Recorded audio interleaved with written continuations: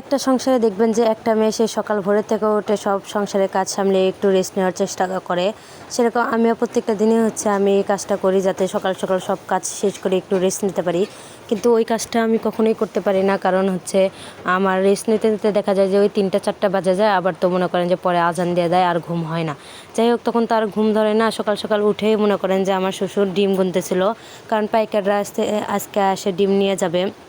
এই জন্য ডিমের কাছে সবগুলো গনে রেডি করে রাখছিল, আরও ডিম বাজারে নিয়ে যায় বিক্রি করবে। এগুলো একটু বেশি দামে বিক্রি করবে, এই জন্য মনে করেন যে গুনতেছিল, গনে নিয়ে যাবে। আর এটা আমার শ্বশুর। আর আমার শ্বশুর কিন্তু অনেক বদ মেজাজে একটা মানুষ। সে সারাক্ষণ আমার সাথে খেলে খেসর খেসর খেসর খেসর করে, আর ভালো লাগে না। তারপরে কি আর করার, সে ডিম গুনতেছিল, আমি কিন্তু সকালবেলা উঠে ঘরটা সব ঝাড়ু দিছিলাম। এরপরে দেখা যায় যে ডিম ইয়ে করার পরে ঘর নোংরা হয়ে যায়, আবার ঝাড়ু দিতে হয়। দিনে 2-3 বার ঘরই ঝাড়ু দিতে হয়। এরপরে মনে করেন যে আমি রান্নাবান্নার কাজে লেগে পড়ছিলাম। আমার জন্য দেখা যায় যে অনেক দিন থেকে ভালো লাগতেছিল না, কোনো কিছু খাইতে ইচ্ছা করতেছিল না, একবারে মুখে রুচি ছিল না। তাই ভাবলাম যে একটু ভর্তা করে, টাকি মাছ ছিল ফ্রিজে, ওইটা বের করে ভাবলাম ভাইজে একটু ভর্তা করে নিই। ঝাল ঝাল করে একটু ভর্তা করে নিলাম। আর এই ভর্তা দিয়ে আজকে আমি ভাত খাবো, কারণ অনেক দিন থেকে আমি ভালো মন্দ কিছুই খাইতে পারতেছি না। মানে একদম জানি না শরীর কী হয়ে গেছে, কোনো খাবারের প্রতি রুচি হইতেছে না। তাই ভর্তা করে নিলাম, পাটায় বেটে ভর্তা করলাম। আর সাথে কয়টা শুকনো মরিচ ভেজে রাখছিলাম, যাতে এই ভর্তার সাথে কামড় দিয়ে খেতে পারি। আর এটা কিন্তু রসুন পেঁয়াজ আর এক টুকরা আদা আর মাছ ভাইজে, এগুলো অল্প একটু হলুদ দিয়ে ভাজে নিয়ে একটা ভর্তা করছি। আর খেতে কিন্তু অনেক বেশি মজা, যারা খাননি এরকম করে একদিন খেয়ে দেখবেন। আর সাথে ছিল ওই পাটের ওপর ভাত মাখা। যেহেতু আমি রান্নাবান্না সকালবেলা করছিলাম না, মানে ভাত ভাজি করছিলাম, অনেক 2 দিনের ভাত জড়ো হয়ে গেছিলো। পরে এই ভাতগুলো তার ফেলে দিতে পারবো না এখন, যেহেতু চাউলের অনেক বেশি দাম আর আমাদের অত চাউল কেনার সামর্থ্যও নেই। তাই ওই ভাতগুলো ভাজছিলাম সকালবেলা। আমার হাজব্যান্ড খেয়ে দোকানে চলে গেছে, আর আরও আসছিলো। ওগুলো আমি দেখা গেছে পাটায় একটু ভর্তা নিয়ে, সাথে আর একটু কচু ভর্তা আসছিলো, একজন দিছিলো, ওইটা দিয়ে আমি একটু মেখে খাচ্ছিলাম। বিশ্বাস করেন এত বেশি মজা লাগতেছিলো, আর আগেকার কথা মনে পড়তেছিলো। আর এইদিক ওদিক আমি ভর্তা বানাইতে বানাইতে সাথে ভাতটাও তুলে দিয়ে ফেলছি। আর পুঁটি মাছ ছিল ফ্রিজে, এটা ভাজি করে নিলাম, কারণ এটা কিন্তু ভাজি খেতে অনেক বেশি মজা লাগবে ভর্তার সাথে। এই জন্য ভাবলাম যে ভাজি করে নিই। আর পুঁটি মাছ কিন্তু আমরা ভাজিই খাই, কোনো তরকারির সাথে খাওয়া দাওয়া করা হয় না। আর সাথে আমার হাজব্যান্ডের জন্য কই মাছ, আরও বিভিন্ন ধরনের মাছ এখানে আমি ভুনা করছিলাম শুধু পেঁয়াজ দিয়ে।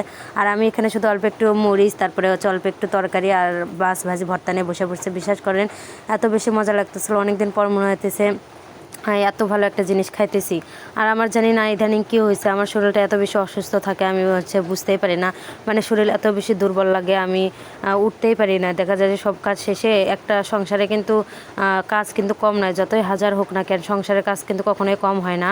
আর এদিকে তো আমার শ্বশুর তো সারাদিন আমার পিছনে লেগেই থাকে। মনে করেন যে অল্প একটু যদি রেস্ট নাও দেখে, শুধু বলবে যে আমরা নাকি শুয়ে থেকে গেলে ঘুম পারি, কোনো কিছু করি না, কোনো কাজ ঠিক মতো করি না, এগুলো সারাদিন পেছাল পাড়তে থাকে। মাঝে মাঝে নিজের ওপর ঘৃণা জাগে, কারণ আমার হাজব্যান্ডও কিছু বলে না, সব কিছু দেখে। আমার এত বেশি খারাপ লাগে, মাঝে মাঝে মনে হয় যে কিসের কার জন্য কী করতেছি। এই জন্য মাঝে মাঝে এত খারাপ লাগে। এই জন্য মেয়েদের কিন্তু প্রতিষ্ঠিত হওয়া খুবই দরকার, যাতে মেয়েরা নিজের জন্য কিছু একটা করতে পারে। আর এইদিকে আমি ঘরেতে হঠাৎ করে দেখতেছিলাম পর্দার পিছনে খালি লড়াচড়া করতেছিলাম, আমি তো ভয় পাচ্ছিলাম কি এখানে। পরে দেখে যে একটা ছোট্ট একটা পাখি, এটা কিন্তু বুলবুলি পাখি ছিল। এই পাখিটা এত বেশি কিউট, এত বেশি সুন্দর দেখাচ্ছিল। এটা কিন্তু বুলবুলি পাখির বাচ্চা ছিল। আর দেখা যায় যে এর আগেও কিন্তু আমার অনেক ভিডিও আমার চ্যানেলে দেওয়া আছে। প্রত্যেকটা পাখির বাচ্চা শুধু আমার চোখেই পড়ে। তাছাড়া কিন্তু দেখা যায় যে আমাদের বাসায় এর আগে চড়ুই পাখির বাচ্চা ছিল, ওইটাও আমার চোখেই পড়ছিল। তাছাড়া কিন্তু ওগুলো বিড়াল খেয়ে নিত। এই যে এগুলো বাচ্চারা কিন্তু ভালো করে উঠতে পারে না, দেখা যায় যে বিড়াল খেয়ে নেয়। আর এই বাচ্চাটা দেখা গেছে উঠতেছিল ঘরের মধ্যে থেকে, আর বের হতেছিল না। পরে ভাবলাম যে কীভাবে ধরবো, ফ্যানও দিতে পারতেছিলাম না, সেদিন এত বেশি গরম ছিল। ফ্যানের উপর বসেছিল, যেহেতু ফ্যান দিলে হঠাৎ করে যদি পাখার সাথে লেগে যায় এই তাহলে পাখিটা মারা যাবে। এই জন্য আমি ফ্যানও দিতেছিলাম না, অনেকক্ষণ থেকে ওয়েট করতেছিলাম কখন পাখিটাকে ধরতে পারবো। দেখলাম যে অনেকক্ষণ চেষ্টা করার পরে ধরতে পারলাম না। পরে শেষে আমি বললাম যে আগে রান্নাবান্না করে রেখে আসি, তারপরে ধরবো। এরপরে একে রেখে আমি রান্নাবান্না করে এসে দেখি যে সে সুন্দর করে পর্দার ওপর ঘুম পাড়তেছিল। মানে আমি যে আসছি সে টেরই পাইনি। পরে ফট করে আমি ধরে ফেলছিলাম ওই জানালার ওপর থেকে। ধরে ভাবলাম যে আর একটা সঠিক একটা জায়গা দেওয়ার দরকার, কারণ খাঁচার মধ্যে রাখছিলাম, খাঁচার মধ্যে থেকে বের হয়ে যায়। ছোটো একটা পাখিকে কিন্তু রাখা খুবই অসম্ভব। পরে আর কী করবো, ঘরের মধ্যে তো কোথায় রাখা যাইতেছে না। আজকে আমাদের এখানে বৃষ্টি হতেছে, তাই শব্দ হইতেছে মেঘের, দেখেন। আর এই পাখিটাকে কিন্তু এত বেশি মায়া লাগতেছিল এই পাখিটা দেখে, কারণ প্রত্যেকটা পাখি যদি অসুস্থ হয় কিংবা এই ছোটো বাচ্চাগুলো শুধু আমার চোখেই পড়ে, আর এদের প্রতি আমার এত মায়া লাগে, এগুলো মা ছাড়া কেমনে থাকে বুঝি না। আর এরপরে হচ্ছে আমার বোনের জন্য আমি এখানে তরকারি রান্না করছিলাম, এখানে ভুড়ি ভাজি করছিলাম আলু দিয়ে, সাথে গোসাই মাছ পেঁয়াজ দিয়ে ভুনা করে দিচ্ছিলাম, সাথে ডিম ছিল ওর মধ্যেই। আর এখানে মাংস রান্না করে দিচ্ছিলাম, এটা কিন্তু আমার বোনের কুরবানির মাংস।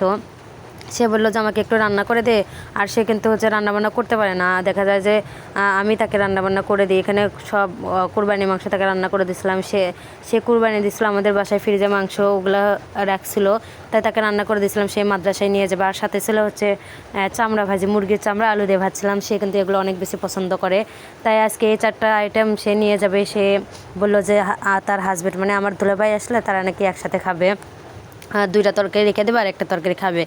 এরপর হচ্ছে আমাদের নানির বাসায় কিন্তু হচ্ছে দেখা গেছে প্রত্যেকটা দিন সকালবেলা করে মামারা অনেকটি করে বাঁশ নিয়ে আসে রাতের বেলা, এরকম করে ফেরে ফেরে রেখে দেয়।